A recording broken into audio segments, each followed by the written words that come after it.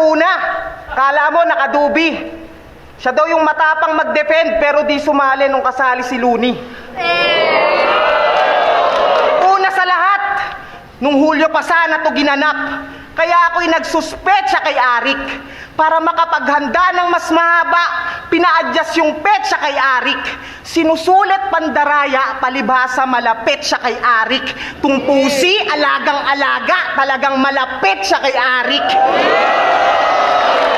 Porque panay choke na yung balakid, may bago ng B na binibida. Ang galing, sunod-sunod ang naging labang parating, pero kahit sablay pinapakita, pinapanigan niya pa rin. Respeto, Sir Enigma, huwag mo mamasamain. Para sa nang bagong venue nitong liga kung nasa B-side ka pa rin. Sa mga di nanonood ng live, malamang yung susunod kung sasabihin hindi nyo masakyan. Nung nalipat dito yung venue, siya yung unang nasaktan. Kasi tumatanda na si Batas, bumibigat na yung hakbang, humihina balakang, kaya sa lahat ng MC, siya lang yung hirap umakyat dun sa hagdan. Kaya pag may event na parating, siya yung disiplinado umasta. Pinakamaagang nadating pag yung escalator bukas pa.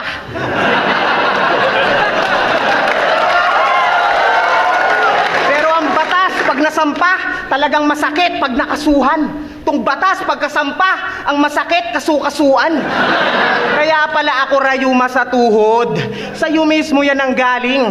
At ang pinakabuod, talagang akma kung susumahin. Kasi talo niya, sunod-sunod. Kaya ako nga nasabing siya ay uugod-ugod, pumapangit na standing.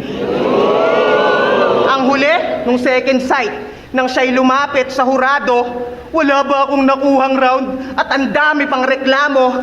76er ka nga, ika ni Sak. At yung sinabi niya, sumakto, Joel Embiid na maangas pero iyakin nung natalo. O pareho lang naman tayo. Pero di ako makitid. Di rin ako natanggap ng pagkatalo. Kaya nga undefeated. Oops! Ako'y nagyabang lamang kunyari. Sadyang ginaya ang ugali nitong puro two-time champ at kala mo kung sinong hari. Madalas naman ang talo, halos baguhan pa yung mayari. Panayabang mo ng belt, puta loose naman palagi. Sa mga nagdaan na tournament, kinakapos, bumabagsak. Kaya ano pang bisa ng yung belt kung madalas short, nalalaglag. Kaya nung tamang nood ka na lang nung semis, baka sang tawa sa bibig ko. Kasi average MC ka lang daw, sabi ni Sheyi. Overage pagkakarinig ko. Ngayon pahiyatong ulupong, tila kinengko'y na purista. At malamang paalulong yung iyak neto pag uwi niya.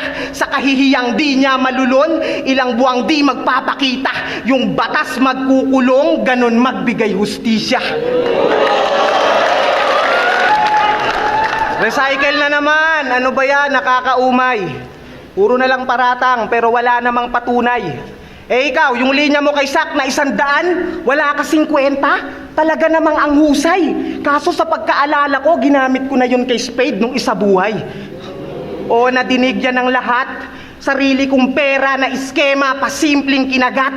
Patunay na ang Batas pag sumistema sa lapilang katapat.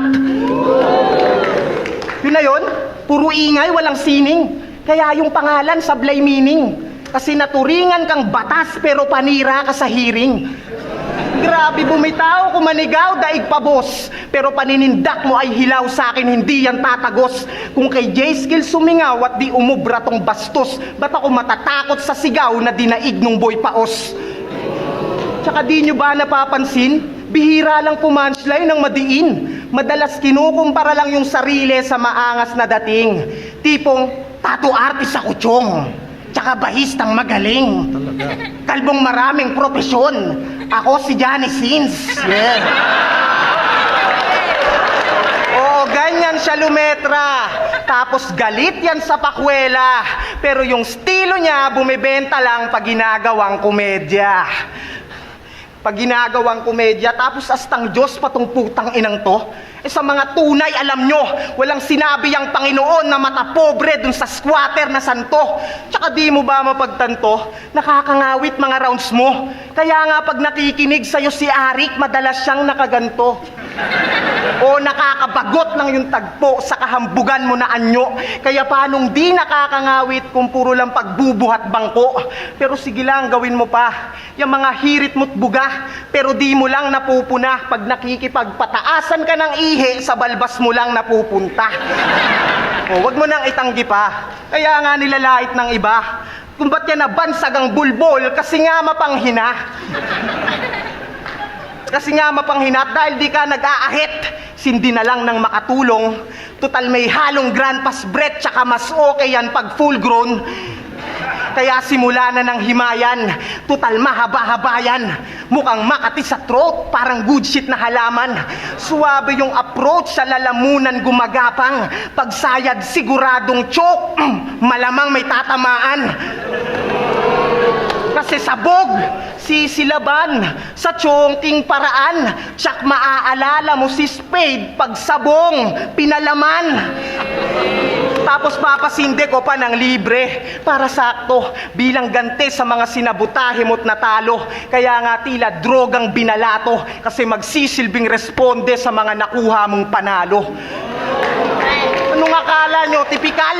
Yung setup subliminal para patunayang walang kwenta yung batas dinaan lang sa iligal. Di na kita pinagugulan ng estilo ko sa bara. Mga linyang baliktaran na mukhang di pasok sa iyong panlasa. Pero ngayong binabadibag kita, sigurado nagagana, masasakyan mo letrang baliktaran pagkasundo ng ambulansya.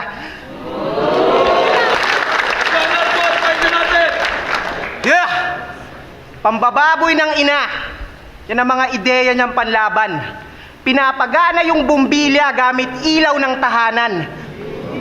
Pwes, tumatanda ka na rin naman, malapit-lapit na sa hangganan. Karma'y di matatakasan, babalik lahat ng ilaw pag ikaw na pinaglalamayan.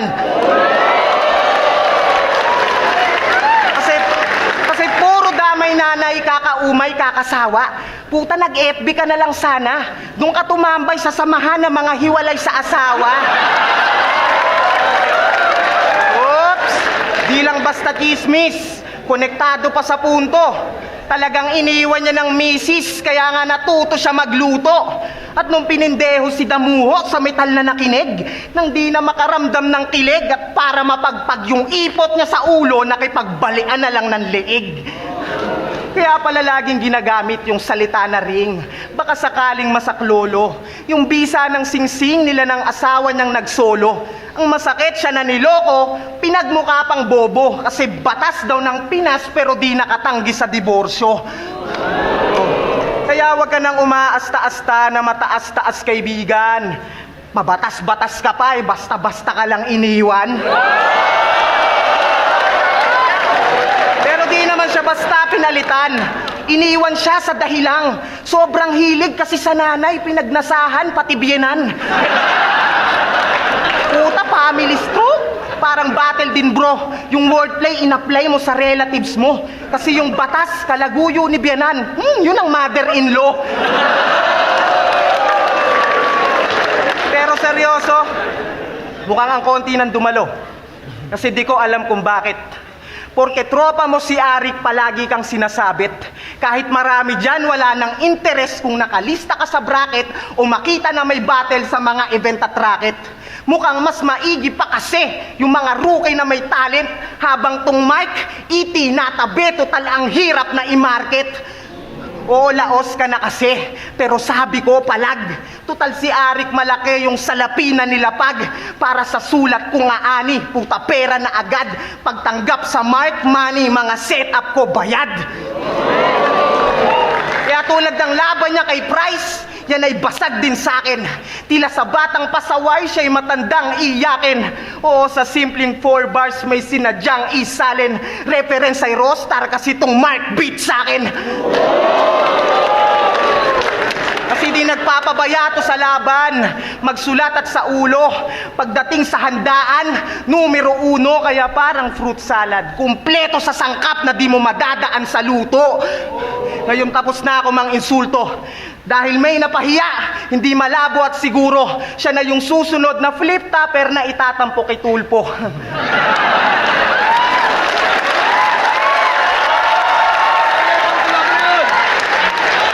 Versikulo 7. Jaspers, Mot, maging ayos pang beses para sa kanilang pareho.